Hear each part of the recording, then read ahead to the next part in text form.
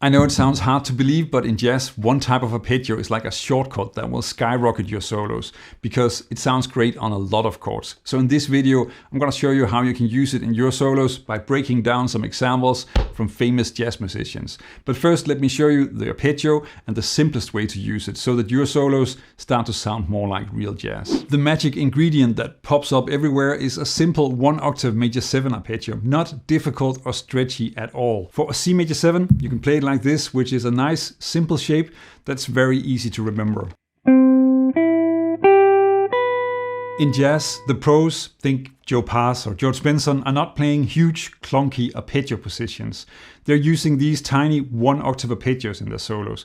Check out how Joe Pass is using one arpeggio after another in this transcription of his solo on Just Friends. They're everywhere. Let me save you a ton of time. Most teachers will tell you to drill full positions of arpeggios up and down the neck in all keys, but if that's not what is used in the solo, then why spend so much time on that? Instead, you should start by focusing on combining the arpeggios and the scale by practicing the diatonic arpeggios. That way you have everything connected and ready to create great solo lines. Let's put our C major 7 arpeggio to work on a C major 7 chord. That's sort of the obvious place to start, but check out what Charlie Parker can do with it. Here's a lick from his solo on Ornithology.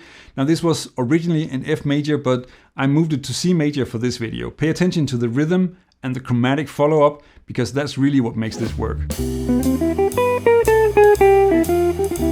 So try playing the C major 7 arpeggio as an 8th note triplet with an added leading note. And then the descending phrase after it is a near perfect way to continue. And that's of course also why George Benson uses this all the time. But of course there are many more places where this arpeggio sounds amazing, plus a way to play it that is sort of hiding in plain sight in a lot of solos. Here's a pro trick. Sometimes the best arpeggio to use isn't built from the root, it's built from the third. And when you do it over a 2 minor 7 chord, you get a major 7 arpeggio. Now the chord where C major 7 is the arpeggio from the third is A minor 7. And when you use it like that, you get an arpeggio that adds a 9th to the sound of your solo. Let me first show you a solid example from Wes Montgomery, and then a great way to play the arpeggio that Grant Green uses very often. Wes uses major 7 arpeggios a lot in this solo on Satin Doll, and this one is over A minor 7, D7, and notice how he's also using an 8th note triplet and moves to the A flat minor 7 ahead of the bar line. Now you've seen both Wes Montgomery and Charlie Parker use this triplet arpeggio trick, and this sounds great and it's very common, so it also makes sense to turn that into an exercise. And with the 1-octave arpeggios, this is actually pretty simple.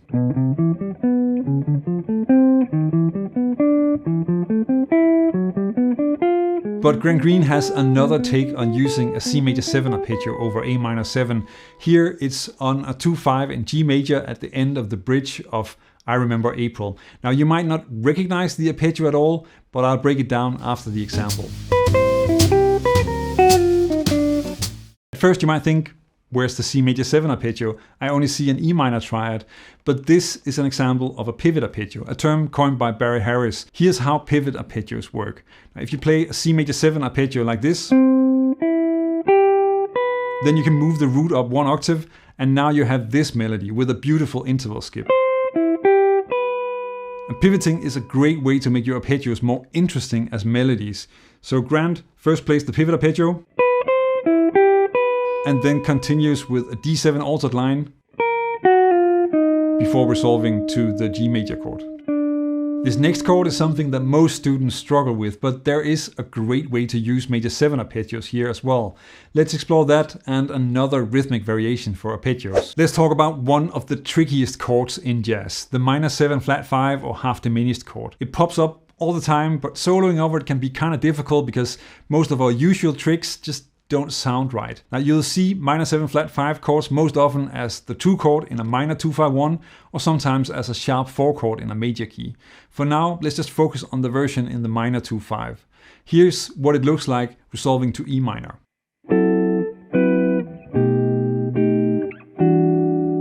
The cool part is that on a minor 7 flat 5 chord you can use a major 7 arpeggio from the flat 5. So for F sharp half diminished or F sharp minor 7 flat 5, the flat 5 is the C, and you have a C major 7 arpeggio. The arpeggio gives you a flat 5, a flat 7, a flat 9, and an 11. Most of these notes sound great on the chord, and while the flat 9 is not a great note to sit on, it's not a problem when it's in the middle of the arpeggio. Let's listen to it and check out this variation of the triplet arpeggio as well. Like this, you immediately have a great arpeggio to use on minor 7 flat 5 chords. Notice how this way of playing the C major 7 arpeggio really emphasizes the note that it resolves to, in this case, the A on B7. It gives your line a strong sense of direction. And that's a little bit different from the previous triplet arpeggio, where the top note was the one that got all the emphasis. Now you've got a powerful arpeggio trick for major 7, minor 7 and minor 7 flat 5 chords. But what about dominant chords? Luckily, there's a Barry Harris favorite plus a great trick for altered dominance. Let's have a look at that. Here's a classic Barry Harris move that makes dominant chords way easier to solo over. The trick is this: whenever you see a dominant chord like a D7, just play a major 7 arpeggio starting from the flat 7 of that chord. So that's a C major 7 over D7. Now Barry often emphasized how important the major 7 arpeggio on the flat 7 of the dominant was. And if you listen to this Charlie Parker lick again from Ornithology, you can hear how great it sounds. The altered dominant is a little bit less obvious, but there is a trick. You might have heard, or maybe you already know, that there's no major 7 chord hiding in the altered scale. So how do you get that smooth major 7 sound on top of an altered dominant? Now there is a trick, and here it is. Think in tritone substitution. Let's stick with the D7. So instead of searching for a major 7 arpeggio inside the D7 alto scale, let's just swap that D7 out for its tritone substitution. So A flat 7.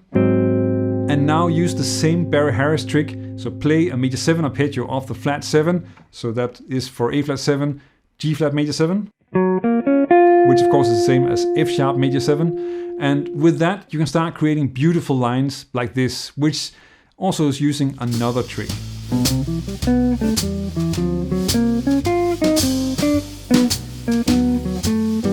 On the A minor 7, you first see the C major 7 as an arpeggio from the 3rd, before the line transitions to the D7 altered or A flat 7 line, which of course is built around that G flat major 7 arpeggio.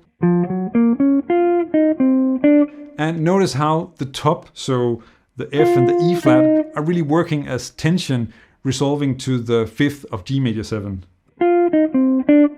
The rule that you want to remember here is that on an altered dominant you can use the major 7 chord from the 3rd of the chord. So F sharp major 7 over D7 altered. You've just seen it. What makes a solo sound like jazz isn't just the notes, it's how you play them. Melody and rhythm are everything. You can play all the right notes, but if your phrases just run up and down the scale, it will never sound like real jazz. If you want your solos to actually swing and sound authentic, you need to master phrasing, and that's what I break down in this next video. It's a cornerstone in jazz, and honestly, I think it's where most players get stuck. They never really nail that feel. Don't let that be you. Click here and let's fix your phrasing. Learn jazz, make music.